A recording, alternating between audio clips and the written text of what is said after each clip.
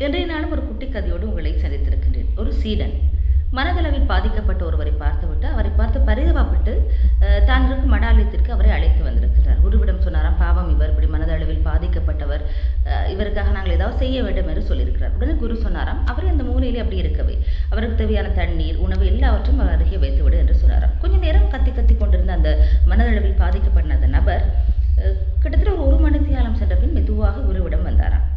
எனக்கும் தியானம் கற்றுத் தருவீர்களா என்று கேட்டாராம். அதற்கு குரு சரி கற்றுத் தருகிறேன் என்று சொன்னாராம். இன்று வரை திபேத்திய மடாலயங்களில் இடம்பெறும் ஒரு சிகிச்சை முறைதான் இது.